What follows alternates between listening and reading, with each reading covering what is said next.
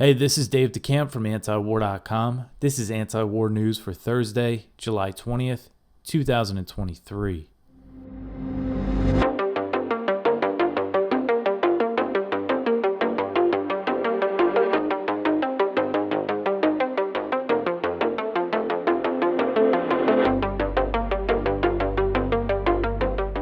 All right, the first story at the top of antiwar.com today. The Senate rejects the Constitution over NATO's Article 5. So the Senate on Wednesday overwhelmingly voted down an amendment to the 2024 National Defense Authorization Act that would declare that NATO's Article 5 does not override congressional war powers. And Article 5 is what outlines mutual defense commitments.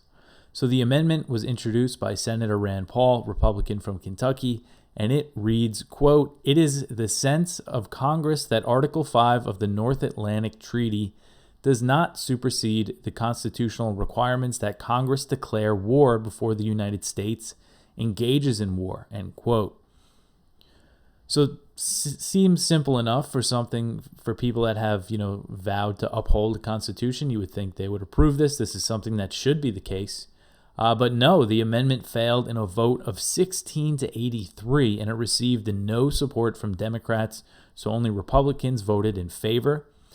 Paul wrote on Twitter after the vote, quote, "It should have been an easy vote to affirm the Constitution.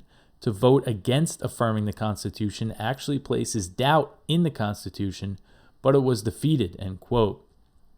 The Senate also voted on an amendment introduced by Senator Tim Kaine, Democrat from Virginia, that requires Senate approval for a president to leave NATO in a vote of 65 to 28. So that amendment passed pretty overwhelmingly. This amendment that, they want to vote on leaving NATO, but they don't want to vote on going to war. No, let's just, jump right into a war if a NATO country gets attacked. So this amendment introduced by Tim Kaine, it reads, quote, "The president shall not suspend, terminate, denounce, or withdraw the United States from the North Atlantic Treaty, except by and with the advice and consent of the Senate, provided that 2/3 of the senators present concur," end quote.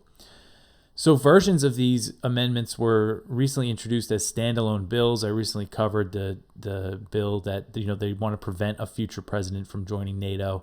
That was introduced by a bipartisan group of senators, but it looks like they're going to try to tack it onto the NDAA.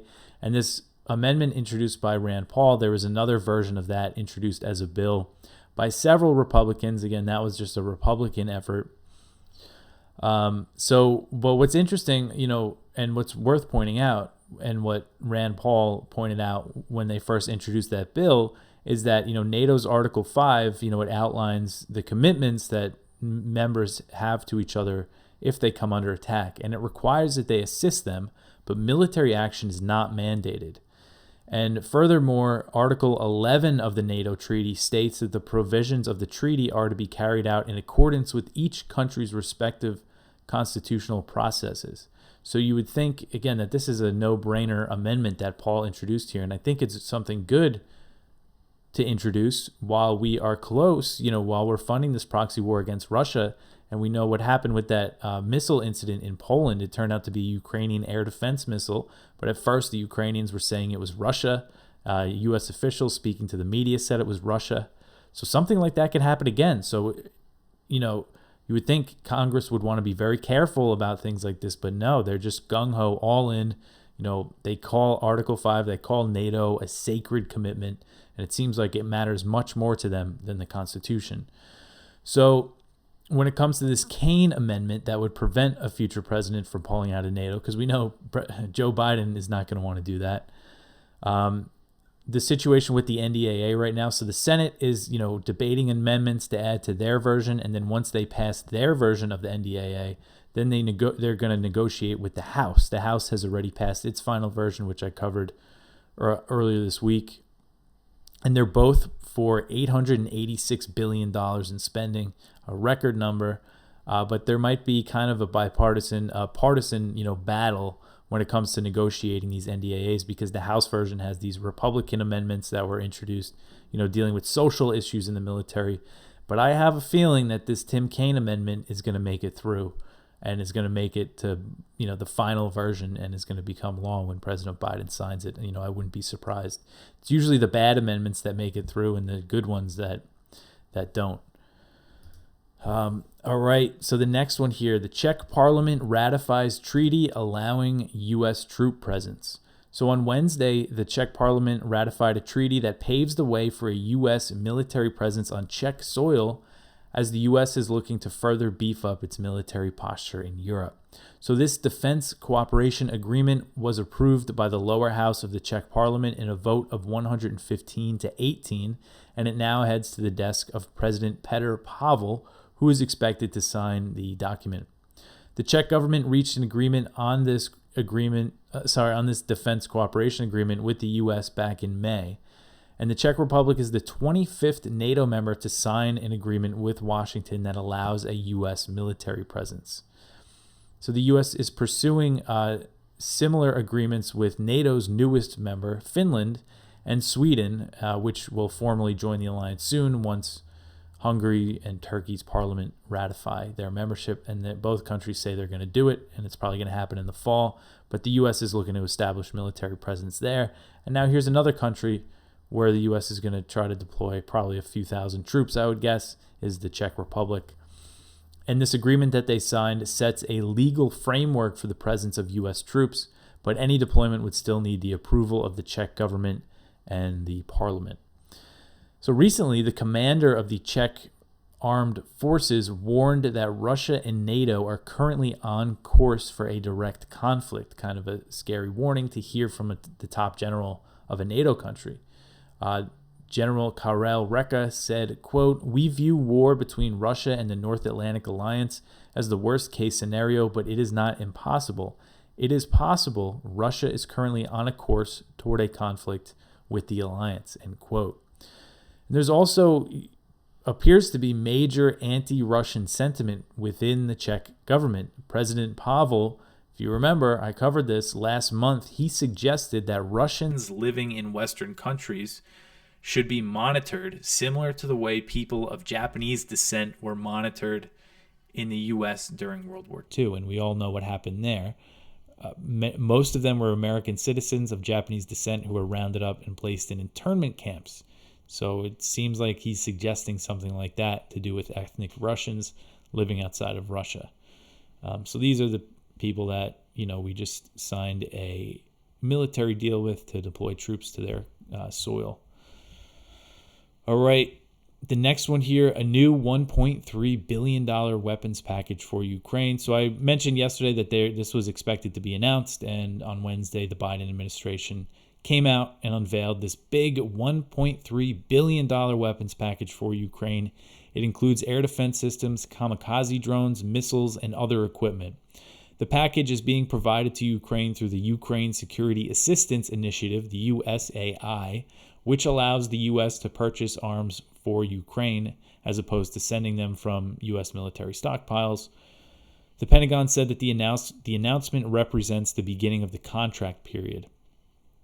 So according to the Pentagon, the full package includes 4 National Advanced Surface-to-Air Missile Systems. Those are the NASAMS air defense systems, 152-millimeter artillery rounds, mine-clearing equipment, anti-tank TOW missiles, Phoenix, Ghost, and Switchblade drones. Those are small kamikaze drones, precision aerial munitions, counter UAS and electronic warfare detection equipment, 150 fuel trucks, 150 tactical vehicles, 50 tactical vehicles to recover equipment, port and harbor security equipment, tactical secure communication systems, and support for training, maintenance, and sustainment activities. So weapons provided under the USAI could take months or years to be delivered. The primary way that the U.S. has been arming Ukraine is through the Presidential Drawdown Authority, which allows President Biden to send equipment directly from military stockpiles. So this, and this comes as we have U.S. and NATO officials warning that they're running out of weapons, they're running out of ammunition to send Ukraine. So we might see the U.S. announce more of these, that they're buying these weapons for Ukraine, which again will take much longer to get there than just shipping them. All right, the next one here, Russia warns ships against heading to Ukraine. So Russia warned on Wednesday that starting on July 20th, which is Thursday, it would consider all ships in the Black Sea heading to Ukrainian ports as carrying military cargo now that the grain deal has been terminated. So the implication there is that they could be potential targets.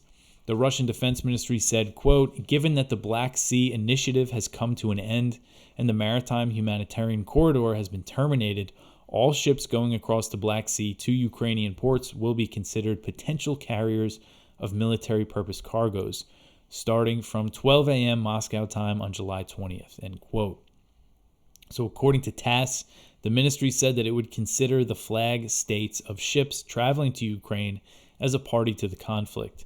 So Zelensky has said that the export of Ukrainian grain through the Black Sea could continue without Russia's participation in the deal, but I would bet that this Russian warning will likely scare shipping companies away. And Russia also announced on Wednesday that it launched a second day of strikes against the Ukrainian Black Sea port city of Odessa. Russia said the missile and drone strikes hit military targets and fuel infrastructure, while Ukrainian officials said the Russian bombardment hit grain infrastructure. Russia ramped up strikes after the Ukrainian attack on the Crimean bridge, which happened on Monday.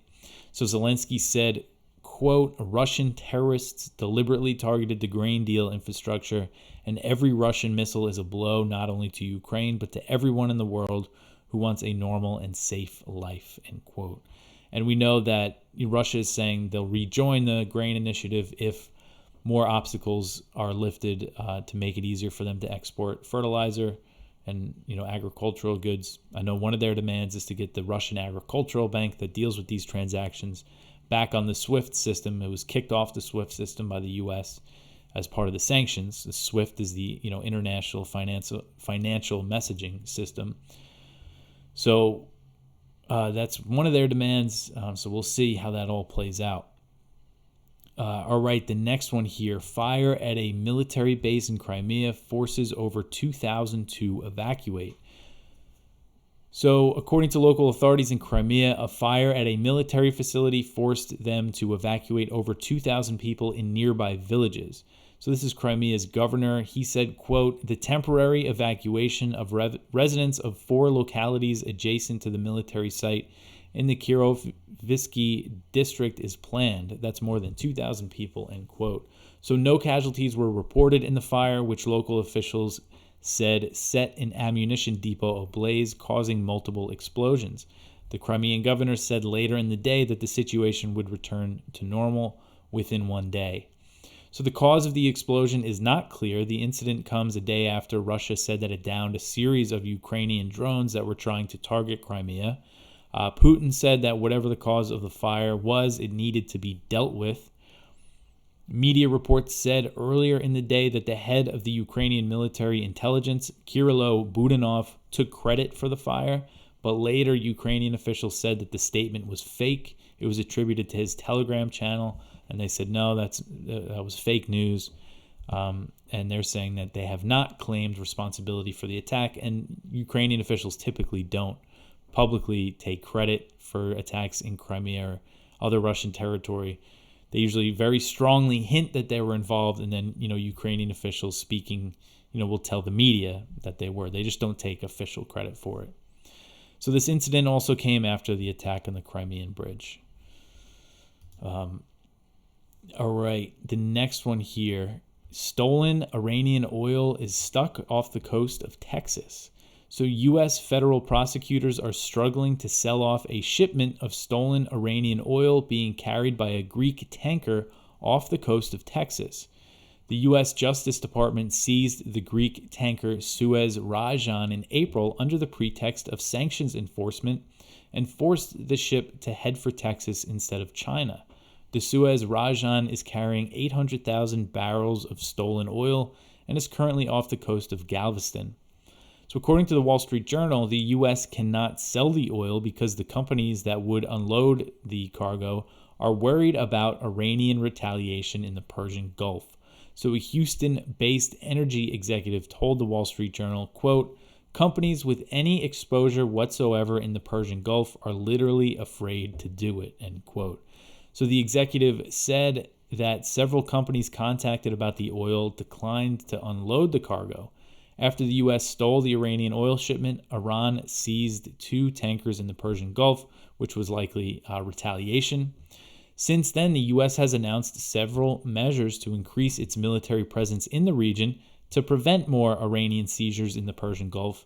And, it provoked them in the first place. This is just such an encapsulation of U.S. foreign policy. You cause a problem, and then you send more military assets to, in the name of fixing the problem. And I know, they said they were increasing patrols in the Persian Gulf, and they just recently said they were sending F-16s to the Middle East to prevent Iran from seizing tankers. Maybe they should just stop, stealing Iranian oil. That might help. Lift sanctions, just cool tensions off. But no, that's not gonna happen, of course. And the U.S. has a history of seizing tankers and stealing Iranian cargo. In 2021, the Biden administration sold off 2 million barrels of Iranian oil taken from a tanker that was seized off the coast of the UAE. And during the Trump administration, the U.S. seized ships carrying Iranian gas bound for Venezuela and discharged some of the cargo in New York. So usually the way the U.S. seizes ships is that they threaten the shipping company or say the insurance companies enough to get them to agree to sail the ship somewhere else. Sometimes, I know the British before have, sent commandos to seize ships, to seize Iranian ships, similar to how Iran does it sometimes in the Persian Gulf. But the U.S., it's usually the Justice Department threatening, the companies with sanctions and penalties and all sorts of things to get them to comply. All right, the next one here, U.S. and Russian aircraft in encounters over Syria. So this is an article from Kyle Anzalone over at the Libertarian Institute. American-Russian military aircraft increasingly in dangerous situations over Syria. So Washington and Moscow are accusing each other of dangerous and unprofessional military activity in Syria. The Kremlin has issued a series of complaints in the past week that American military aircraft were operating in areas used by civilian airliners. Oleg Gurinov, the deputy chief of the Russian Center for Reconciliation on the Opposing Parties, says the American warplanes create a dangerous situation for civilian aircraft. Additionally, Moscow says that American forces stationed at the Al-Tanf garrison, a U.S. military base on the Iraq-Syria border, have used air defenses, further endangering civilian planes. Gurinov said, quote, moreover, the coalition's forces carried out exercises involving the use of air defense systems in the Al-Tanf area, end quote. So they're saying, this is all putting civilian aircraft in danger. And on Tuesday, U.S. Air Force Lieutenant General Alexis Grinkowicz. Oh, no, sorry. Wait, is he? Sorry, I just got to double check this, make sure that this is the American general here. Yes, it is. It's the U.S. Air Force. So what he's claiming is that a Russian fighter jet created an unsafe situation for an American spy plane. He reported the incident occurred on Saturday when a U.S. MC-12 conducted operations in support of the coalition's Defeat ISIS mission, was closely approached by a Russian Su-35 against established norms and protocols, end quote. He described the Russian fighter jet's actions as creating the dangerous situation for the Americans on board the spy plane. The U.S. plane was forced to fly through its wake turbulence, and this is a manned spy plane, not a drone, because there's been other encounters with drones. And this is, kind of concerning that we keep hearing about this. This is for a few weeks now, they've been trading accusations because the U.S. presence in Syria is always a potential tripwire for a conflict with Russia. And now that tensions have become so much higher between the two countries, something could really happen over there. Kyle makes the point that the U.S., Russia is an ally of the Syrian government, and the U.S. is occupying a good chunk of eastern Syria against, the government's wishes. So much for sovereignty. The U.S. doesn't care about sovereignty if it, is in their interest to violate a country's sovereignty. So that is a big difference between the two military presences in the country. All right, the last one here, the House votes to say that Israel is not an apartheid state. So this is from Mondo Weiss, and it's titled Vast Majority of House Democrats Back GOP Resolution Saying Israel is not an apartheid state.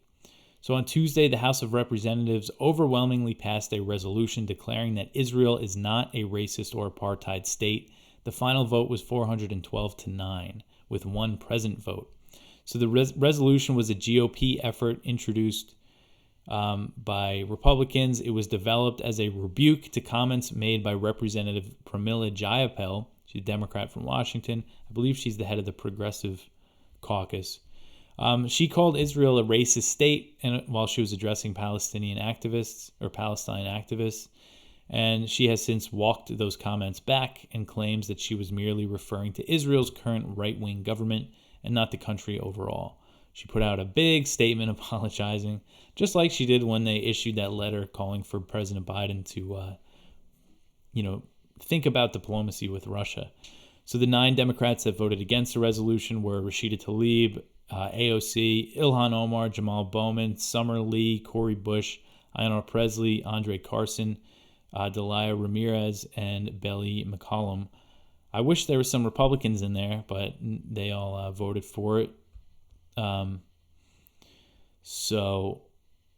This is a reaction to what Jayapal said, and it also came as Isaac Herzog, the Israeli president, was visiting the U.S. and Biden speaking with Netanyahu. It just goes to show that it's still the vast, vast majority of Congress is all in on supporting Israel. It doesn't matter that they just had that big raid in Jenin, that they've killed over 200 Palestinians this year, that, the judicial overhaul thing, none of that matters. Let's keep giving them that $3.8 billion in military aid each year.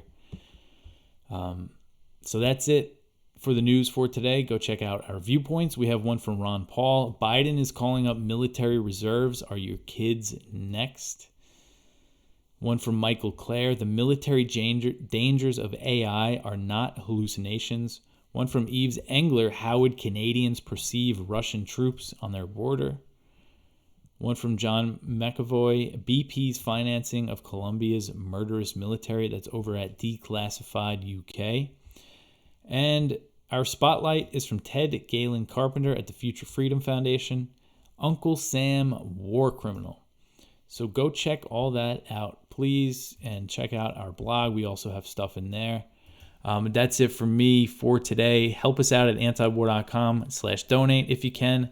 Another big way to help is to subscribe to this show on YouTube or wherever you want to watch the video, and share it with your friends and comment. I appreciate all all the comments and interaction. We've been getting quite a bit lately.